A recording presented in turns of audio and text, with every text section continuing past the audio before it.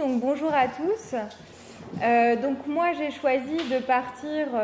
par rapport à cette thématique sur la question de l'objet en particulier. Pourquoi je trouvais ça assez intéressant? Parce que finalement quand on parle de design social, on imagine des pratiques qui peuvent à la fois être immatérielles mais qui peuvent aussi faire appel à ce qui est immatériel et notamment à toutes les nouvelles techniques de production qui relèvent des outils numériques. Et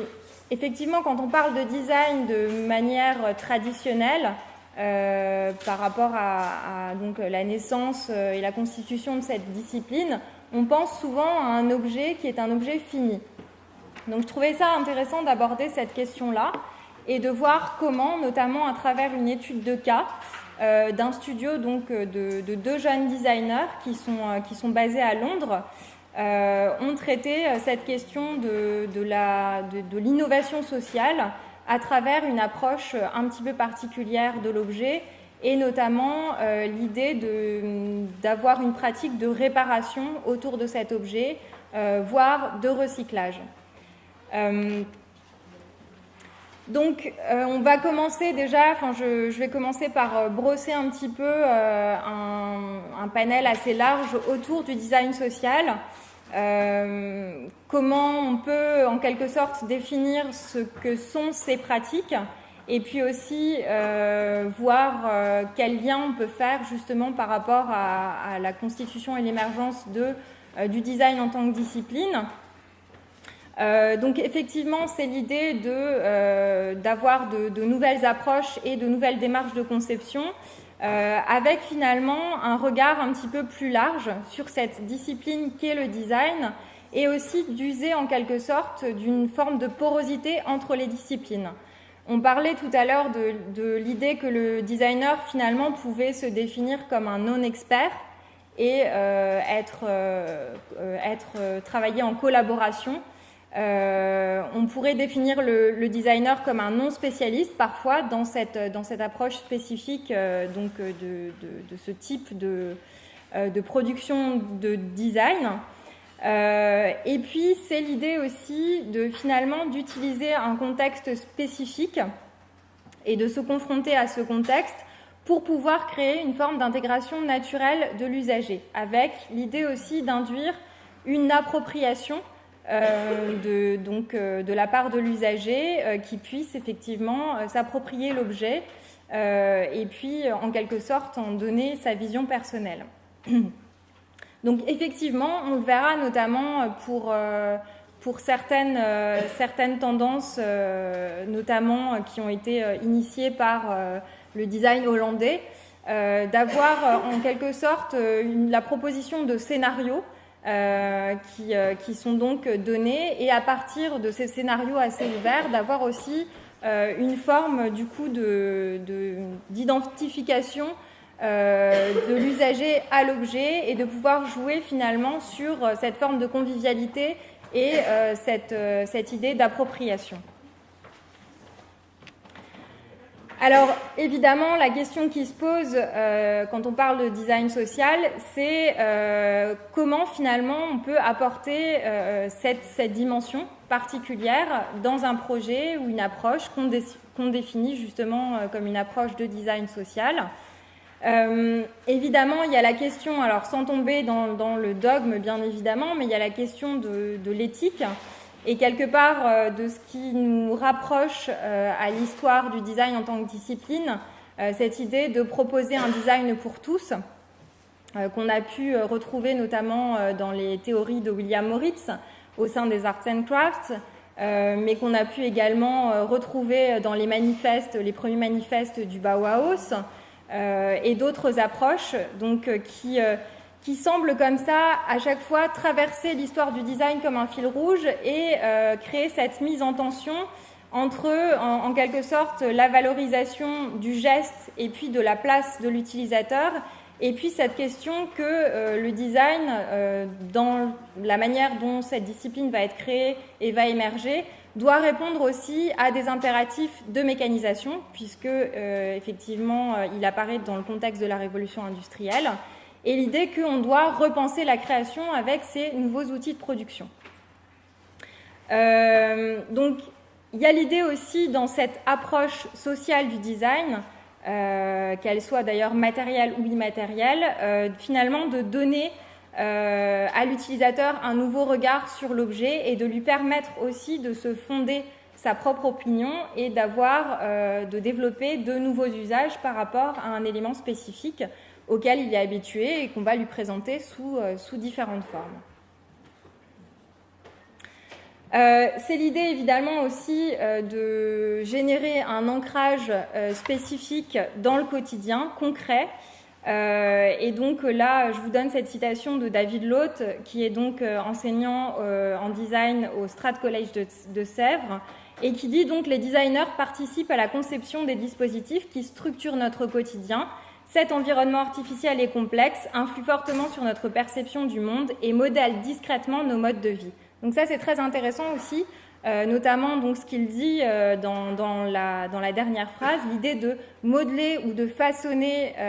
ces modes de vie, ce qui revient à l'idée de sculpter en quelque sorte l'environnement. Cette manière de façonner l'environnement se fait en quelque sorte de façon presque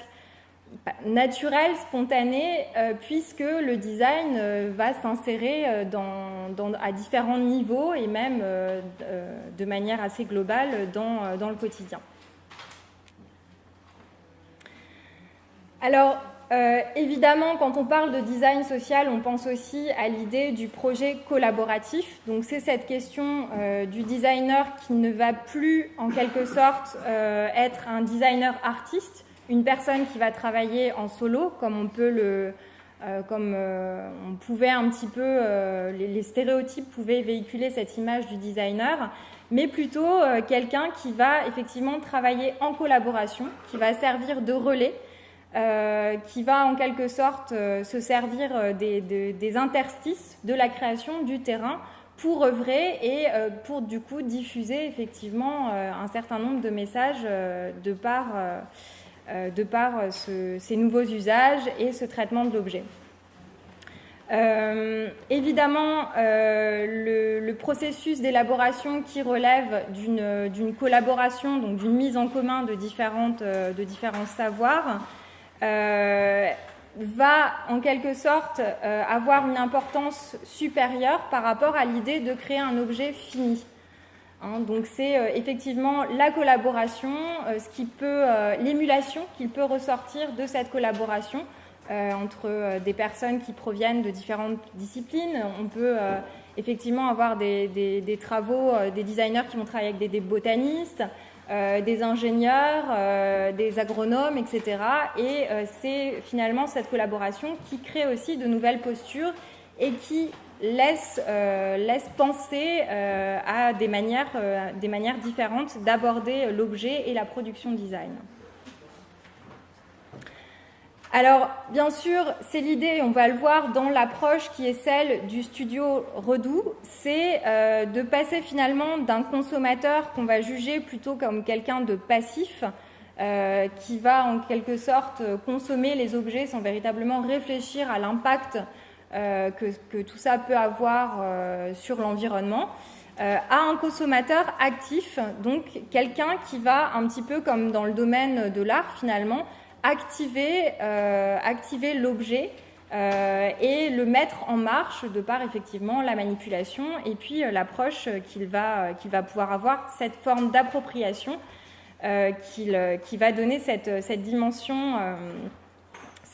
si particulière à l'objet. Et donc du coup, je vous ai également mis cette citation de Christine Colin que je trouve assez intéressante, où effectivement, elle nous explique que le consommateur va de plus en plus être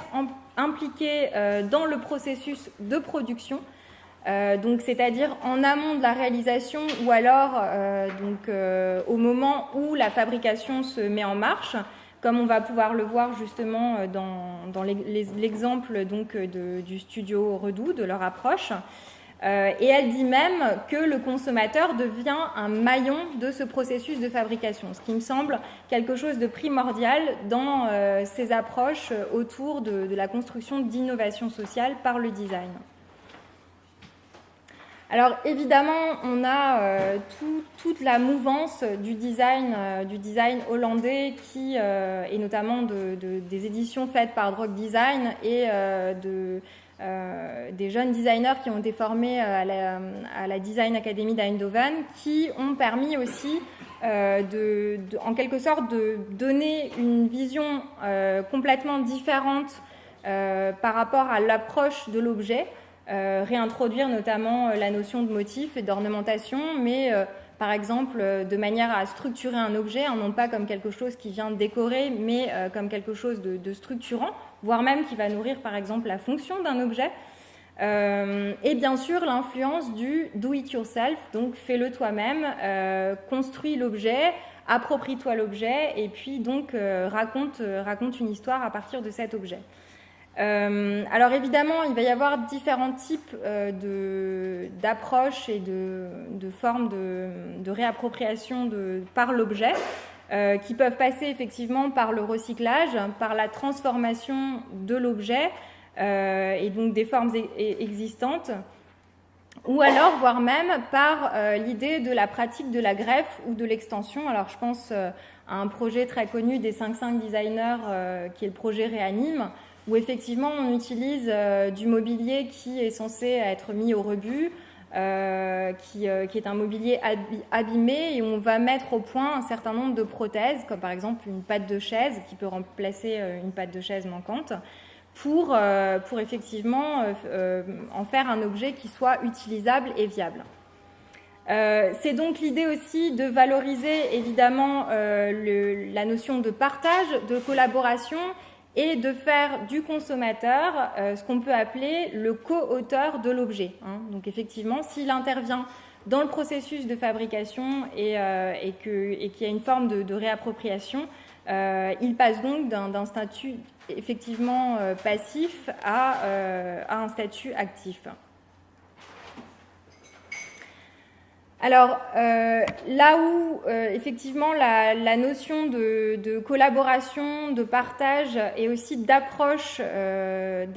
différente par rapport à l'objet va se construire, c'est aussi dans l'élaboration d'identité visuelle assez forte autour de l'objet, qui permettent donc, c'est ce que je disais précédemment, de développer un certain nombre de scénarios, et de proposer ces scénarios d'usage à l'utilisateur, un petit peu comme une histoire qu'on va raconter, et puis ensuite de le laisser s'approprier l'élément particulier. Et aussi de jouer sur des pratiques quotidiennes auxquelles donc se confronte l'usager, et puis en quelque sorte d'introduire une forme d'humour par rapport à tout ça. Et donc Renée Ramakers,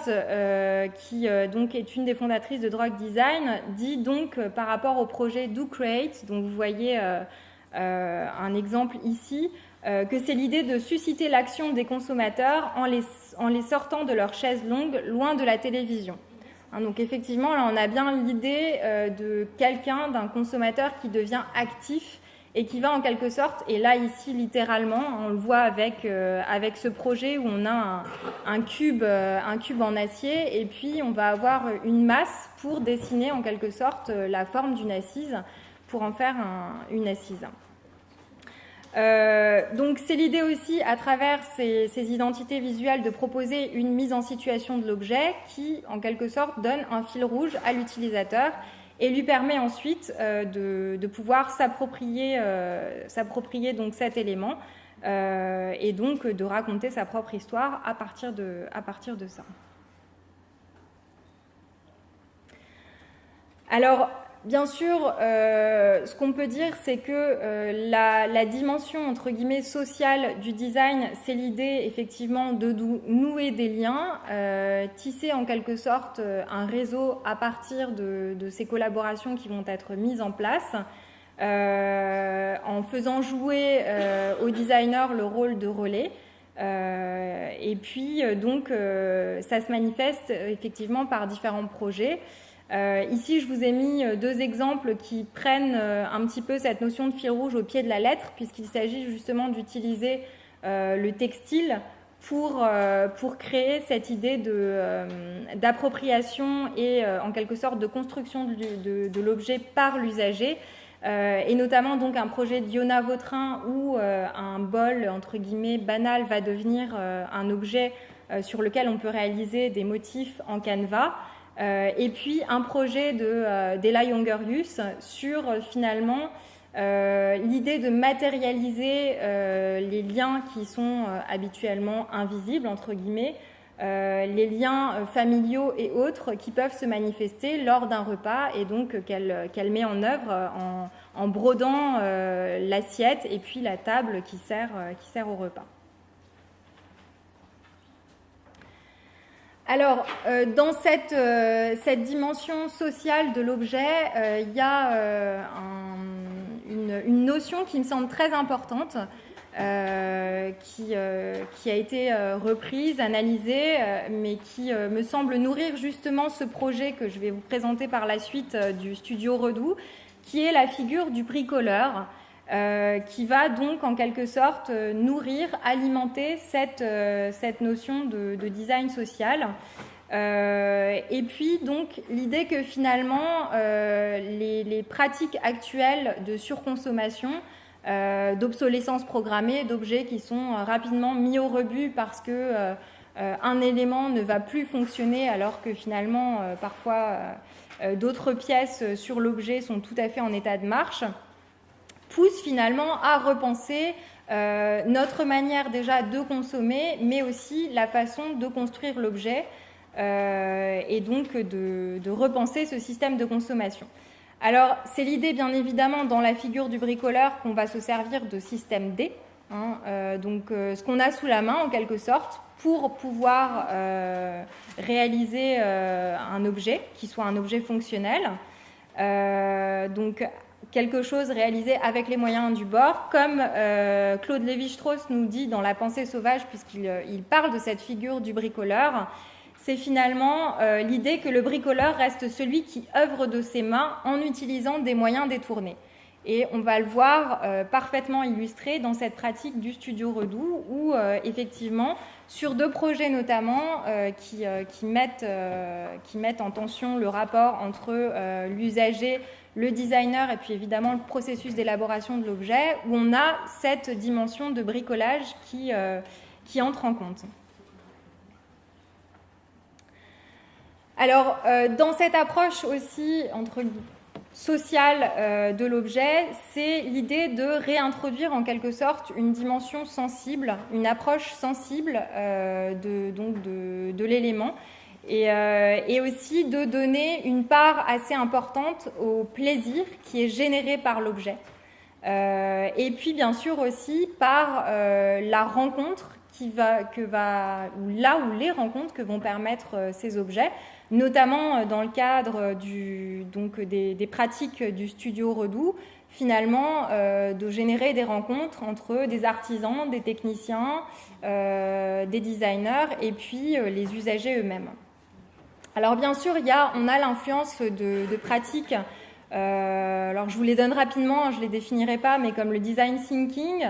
et les pratiques également de ce qu'on appelle l'inclusive design, qui vont qui vont démontrer et définir cette part assez importante, cette dimension sensible de l'objet, qui permet donc de réintroduire la notion de plaisir dans l'appropriation et la manipulation de l'élément design. Donc évidemment, on parle de plusieurs formes de plaisir. Donc ça peut être effectivement le plaisir psychologique ou le plaisir social effectivement qui va se dessiner dans la rencontre qui va être créée entre les différents acteurs lors de la construction d'un projet. Alors, on en vient à évidemment ce qui nous intéresse, l'étude donc de la production du studio Redoux. Ce qui est donc intéressant dans leur manière de penser les choses, c'est déjà l'idée effectivement de ne pas penser forcément en termes de recyclage tel qu'on peut l'entendre de façon pure et simple. L'idée par exemple de réfléchir sur un matériau qui va être forcément recyclé. C'est plutôt l'idée de penser justement par rapport à cette dimension de bricolage et de réparation, et donc d'éléments, de composants qui sont utilisés notamment dans les produits d'électroménager, où on le verra par rapport aux moyens de transport, notamment comme le vélo, et puis de voir finalement qu'on peut réussir à recréer un objet en empruntant des pièces sur différents objets, et puis donc en pensant la production de manière un petit peu différente. Donc, pour vous donner un petit peu l'historique du studio, c'est donc un studio qui est basé à Londres, qui est composé de deux jeunes designers, donc Tristan Kopp et Gaspard Tinberes, et qui donc ont initié ces différentes pratiques. Alors, ce qui est intéressant, c'est qu'ils vont en quelque sorte donner une forme de manifeste de leur positionnement par rapport à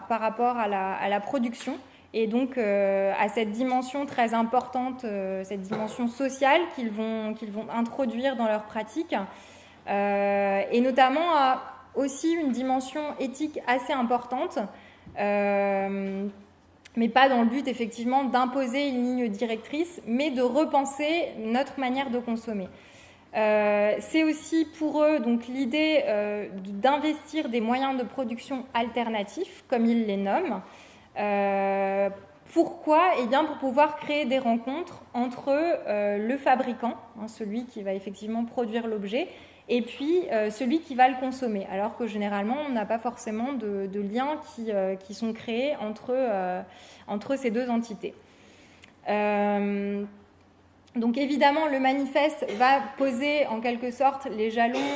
d'une pratique qu'ils illustrent ensuite par des projets collaboratifs, et notamment donc deux projets que j'évoquerai, l'un qui s'intitule Rodon Bicycle, qui donc est plus orienté sur la composition du vélo, et puis un autre qui s'intitule Rodon Kettle, qui là part donc de cette idée que finalement beaucoup de composants dans les produits de l'électroménager sont réutilisables, et que finalement on peut parvenir à recréer des objets en créant des pièces standards qui puissent s'adapter à ces différents composants. Donc, dans la pratique de Redoux, l'idée, c'est effectivement d'être au plus proche du quotidien, en quelque sorte d'être en prise avec la vie, mais au sens propre du terme, c'est-à-dire avec les processus qui peuvent aussi la parcourir, et notamment un design qui va être fait en quelque sorte pour la vie de tous les jours. Alors vous voyez qu'on retrouve en quelque sorte des éléments qu'on a pu observer dans l'histoire du design, le fait de vouloir par exemple placer un objet à la portée d'un large public, avec ici le développement dans le sens du faire, puisque effectivement l'usager va pouvoir lui-même construire son propre objet. Donc dans le manifeste, par exemple, les deux designers nous disent « Les connaissances de l'artisan, du technicien et de l'utilisateur sont aussi importantes que celles du designer. » Donc vous voyez que déjà, on a une manière de penser qui met sur un pied d'égalité le designer et puis donc le fabricant, l'artisan et aussi le consommateur. Donc ça, c'est très important dans la manière d'envisager les choses. Et puis, il y a aussi l'idée que finalement, le design ne se fait pas seulement dans l'atelier ou le studio du designer, mais qu'il faut sortir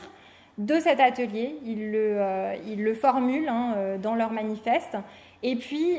créer finalement des prolongements, des extensions de ces projets hors les murs de l'atelier, et générer toujours plus de liens et créer un réseau autour de cette constitution et de ces processus. Alors, dans les pratiques du Studio Redoux, l'idée c'est d'exploiter ce qu'on a, donc l'existence. Alors, ils expriment le fait que finalement,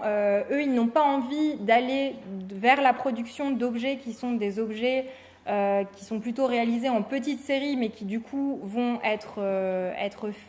proposés à un coût très élevé et vont rentrer dans la catégorie plus du design de galerie. Ils ne veulent pas également avoir une pratique en quelque sorte, créer de nouvelles formes pour des objets qui sont déjà existants, donc de redesign en quelque sorte. Ce qu'on a pu voir par exemple dans des mouvements comme le streamline, où on crée juste une enveloppe intéressante pour en quelque sorte vendre un projet et développer une stratégie marketing autour d'un élément. Donc, ce qu'ils nous disent finalement dans leurs principes, là je les cite, la pratique du bon design signifie de mettre en place des moyens économiques viables, sans dépendance à long terme, avec des sources extérieures de création. Les profits doivent être réinvestis dans l'amélioration des outils de fonctionnement du studio, permettant une plus grande indépendance. Donc c'est aussi l'idée de créer une forme de cycle et de pouvoir fonctionner en quelque sorte en autonomie, mais tout en ouvrant évidemment le studio à des projets collaboratifs et à toute personne qui veulent s'impliquer dans ces processus. Alors, l'idée principale, il n'évoque pas vraiment le terme de recyclage, parce qu'effectivement, il identifie plus à des pratiques d'éco-conception, par exemple, par exemple à ce qu'on peut voir dans les recherches qui sont faites autour des agromatériaux, par exemple, mais ils vont plutôt parler de récupération ou de réemploi d'objets. Et donc c'est l'idée finalement d'utiliser des sources qui vont être en quelque sorte à disposition. Et donc là on retrouve évidemment ce que j'évoquais, la dimension bricolage et faire en quelque sorte avec les moyens du bord. Et là, donc, je vous donne une citation de Benoît Hébrune qui est aussi assez intéressante, qui est extraite du petit abécédaire du design, où il nous dit que le bricolage implique d'une part un déroulement qui permet d'assigner aux choses d'autres fonctions et d'autre part l'assemblage de divers objets préexistants grâce à une créativité combinatoire faite d'agencement et de remaniement. Et je crois qu'on est effectivement dans cette dimension-là, dans l'idée de recréer d'autres combinaisons à partir d'éléments existants, d'où l'idée de récupération et de réemploi qui est donc mise en avant par le Studio Redoux. Et c'est aussi l'idée finalement de penser les différents projets à partir d'éléments standards qui vont servir en quelque sorte de structure, de support au projet et qui vont pouvoir être associés donc aux éléments de récupération pour pouvoir à un moment donné faire fonctionner l'objet et le rendre viable. Donc on a effectivement une part importante, un rôle important de la part du consommateur dans cette façon d'envisager la pratique du design. Donc en quelque sorte le consommateur est celui qui va faire l'objet, même s'il travaille donc en collaboration avec le designer qui va le guider sur donc ce qu'il souhaite par rapport à la confection d'un objet. C'est l'idée finalement de créer une implication qui soit d'autant plus importante de la part de l'utilisateur dans le processus de fabrication, qu'il s'agisse effectivement du travail en amont ou de la fabrication elle-même. Donc effectivement, la question que ce type de pratique pose, c'est l'idée de savoir comment on peut intégrer l'usager dans le processus d'élaboration de l'objet. Alors, il y a donc un premier projet qui me semble assez intéressant autour de ces pratiques et de cette dimension du design social, qui s'intitule donc Rodin Bicycle, qui date de 2012, et qui donc développe cette idée d'impliquer l'usager dans le processus de fabrication, d'élaboration de son propre vélo. Donc l'idée aussi de lui proposer un modèle personnalisé et en quelque sorte de le guider dans la confection de cet élément. Donc, c'est l'idée aussi de se servir, et ça, il me semble que c'est une question centrale dans les pratiques actuelles, des éléments, des outils numériques qui vont venir en quelque sorte redéfinir les pratiques, notamment tout ce que vous connaissez certainement, les pratiques de prototypage rapide, d'impression 3D, donc frittage de poudre, stéréolithographie et autres, qui vont permettre justement de pouvoir créer à un moment donné des pièces sur mesure et donc d'adapter en quelque sorte, de pouvoir trouver une façon d'assembler les composants qu'on réutilise et puis donc ces éléments qu'on recrée pour pouvoir justement créer une cohérence dans l'objet, dans la construction de l'objet. Dans la manière dont ils expliquent donc le projet,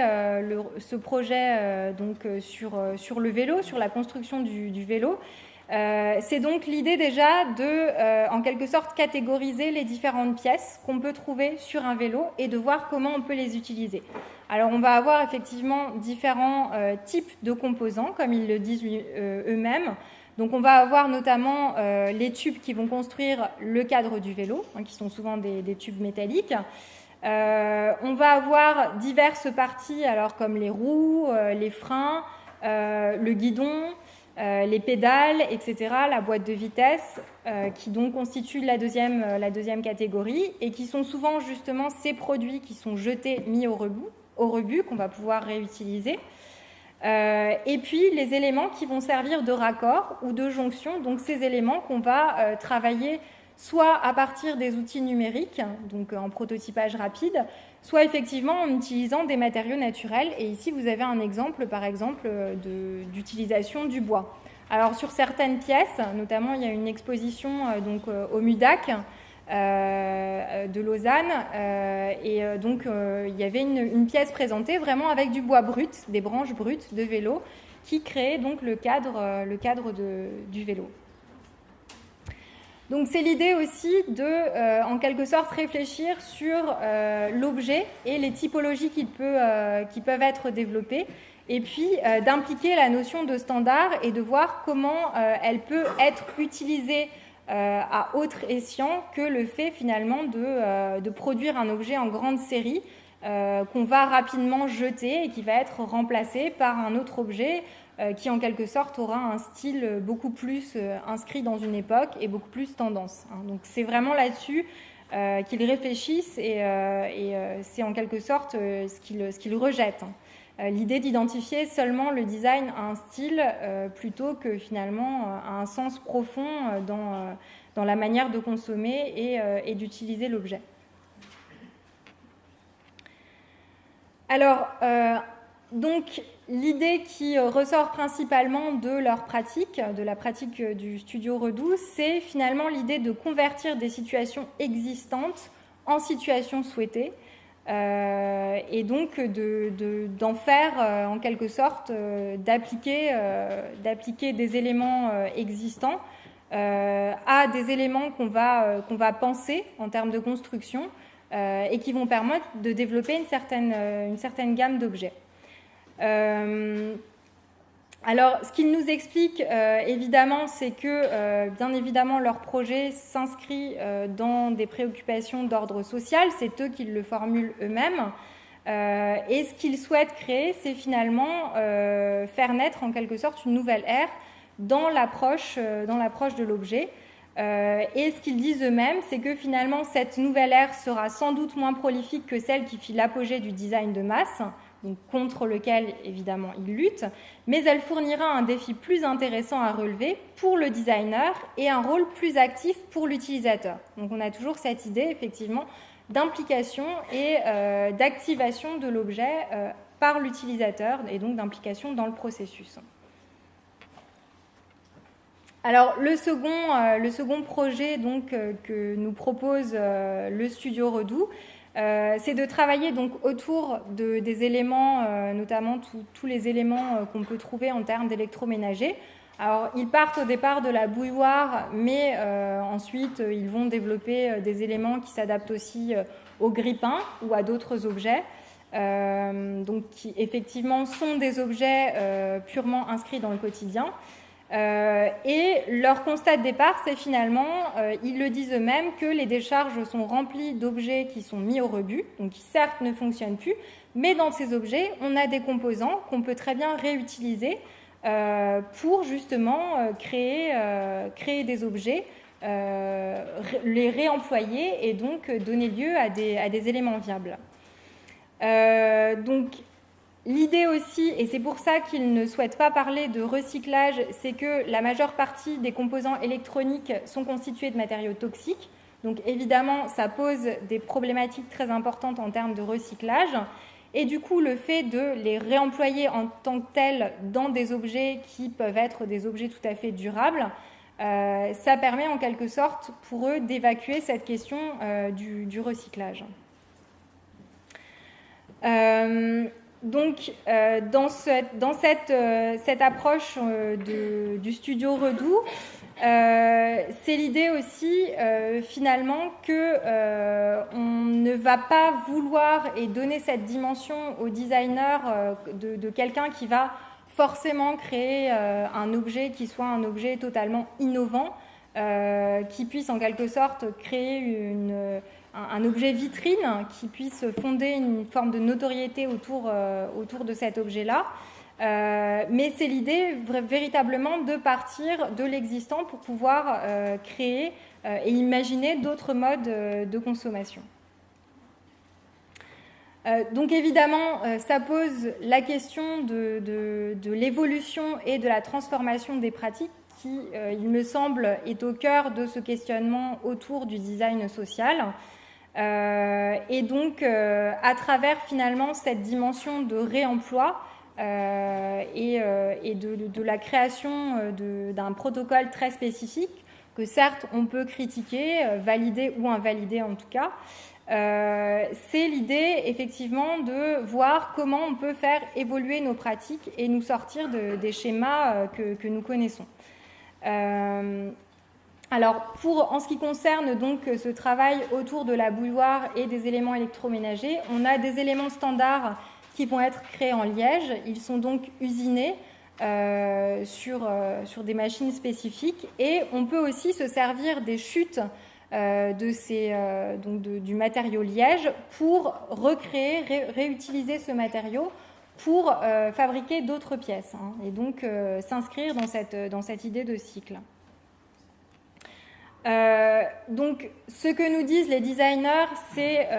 toujours une citation « Nous encourageons le changement dans les habitudes de consommation et faisons la promotion de la réutilisation et de la réparation qui viennent enrichir l'existence. » Donc, vous voyez qu'on parle toujours de réparation, de réemploi, mais on évacue le terme de recyclage de par effectivement les problématiques qui sont posées. L'idée aussi, c'est par rapport à ces éléments, ces éléments qu'on va fabriquer, ces pièces standards en liège, qu'on va les associer notamment pour certains éléments comme la bouilloire ou d'autres éléments qui servent de contenant à des objets très connus, des objets qui sont tirés des laboratoires de chimie et qu'on va réemployer dans la production de ces éléments. Donc, on a en quelque sorte deux démarches de réemploi, de recyclage. On peut malgré tout utiliser le terme, même si les designers l'évacuent complètement, qui vont en quelque sorte souligner l'orientation sociale de ces projets, donc fondés par le studio Redoux. C'est avoir effectivement une démarche en quelque sorte de conception, une démarche qui est une démarche en amont, et réussir à trouver la manière d'inscrire l'objet et la fabrication de l'objet dans un cycle. Alors, on a effectivement l'exemple des agromatériaux, on a notamment la pratique du designer Gilles Bailey qui avait travaillé sur un projet qui s'intitule La Fabrique végétale, avec donc le centre d'art La Cuisine. Donc c'était une collaboration avec un laboratoire de Toulouse qui avait une pratique, une connaissance des agromatériaux et puis donc la confrontation entre le savoir de ces spécialistes des agromatériaux et puis le travail du designer qui lui pouvait en quelque sorte réfléchir sur de nouvelles pratiques et notamment ces techniques à partir des agromatériaux qui sont des matériaux